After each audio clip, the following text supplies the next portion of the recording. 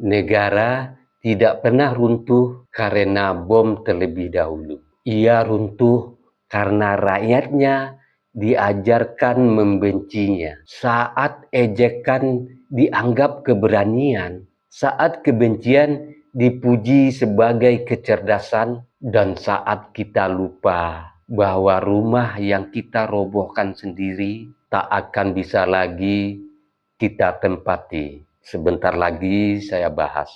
Bismillahirrahmanirrahim.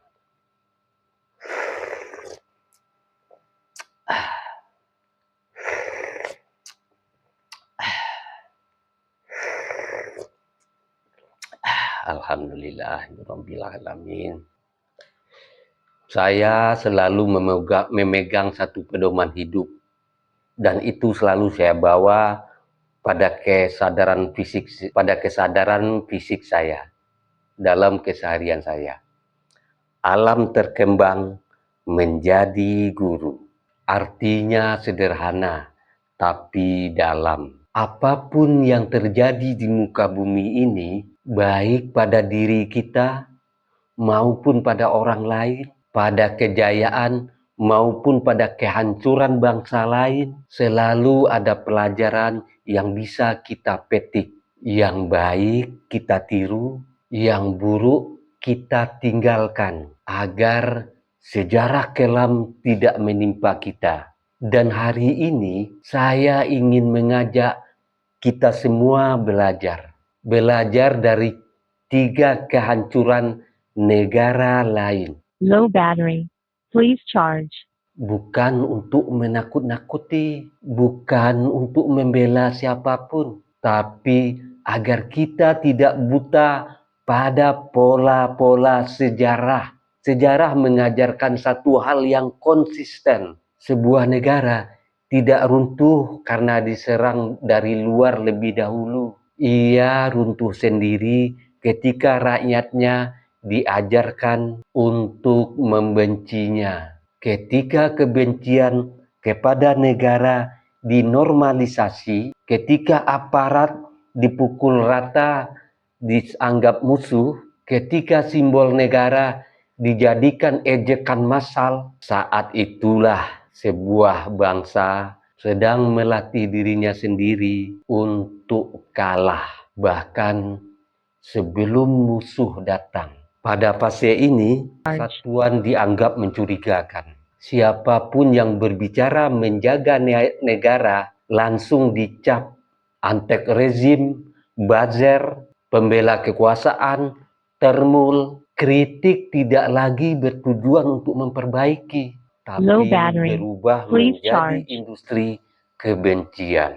Negara tidak lagi dipandang sebagai rumah bersama yang bisa direnovasi. Ia dilabeli bangunan busuk yang harus diruntuhkan. Dan anehnya, kehancuran mulai tidak ditakuti, tapi diam-diam diharapkan. Libya pernah berada pada titik ini. Sebelum bom NATO jatuh, rakyatnya sudah diyakini bahwa negara ini adalah penjara dan aparat adalah algojo. Kritik pada Gaddafi tidak berhenti pada kebijakan, tapi berubah kepada kebencian total terhadap struktur negara. Maka saat intervensi asing datang, tidak ada refleks untuk bersatu. Yang ada tepuk tangan, harapan palsu. Hari ini Libya tidak menjadi negeri yang lebih baik. Yang tersisa hanya kekacauan dan penyesalan tanpa alamat. Irak pun menempuh jalan yang sama. Delegitimasi dilakukan bertahun-tahun. Propaganda senjata pemusnah massal, media global, budaya populer. Video ini sebenarnya sudah selesai, tapi ternyata di pertengahan jalan baterai ini habis, jadi hanya suaranya nggak keluar jadinya. Sekarang saya lanjut. Saddam dipersonifikasi sebagai kejahatan mutlak, lalu negara dilebur menjadi sosok itu. Saat invasi datang, rakyat tak lagi merasa perlu mempertahankan negara.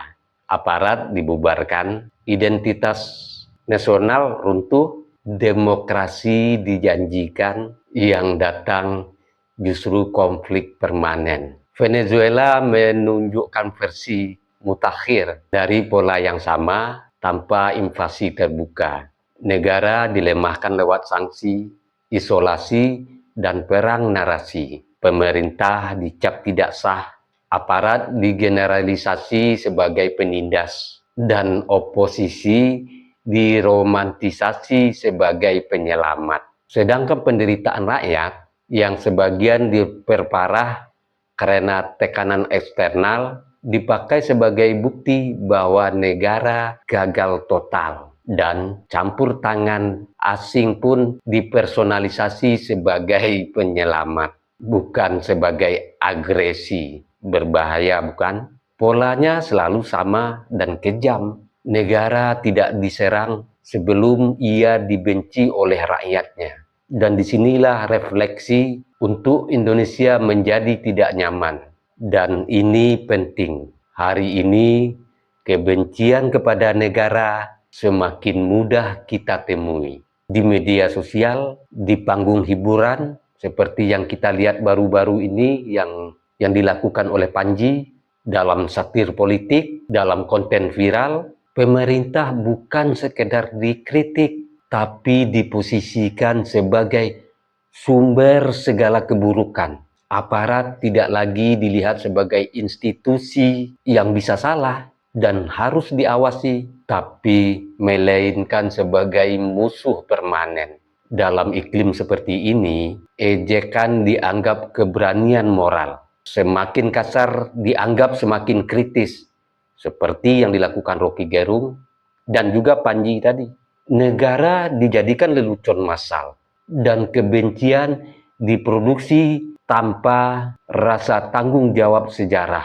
Dan inilah kondisi yang paling berbahaya saat bangsa merasa paling sadar, paling melawan, paling benar, padahal sedang menggergaji pondasi rumahnya sendiri. Bahaya. Indonesia memang belum menjadi Libya, Irak, dan Venezuela, tapi sejarah tidak pernah runtuh dalam semalam. Ia runtuh melalui pembiasaan. Pembiasaan membenci, pembiasaan mencemooh, pembiasaan kehilangan rasa memiliki kepada negara. Dan ketika tekanan eksternal datang, entah krisis ekonomi, konflik geopolitik, atau kepentingan asing, negara yang sudah retak dari dalam akan sulit bertahan. Pelajaran dari ketiga negara itu amat sangat jelas. Negara yang kehilangan solidaritas internal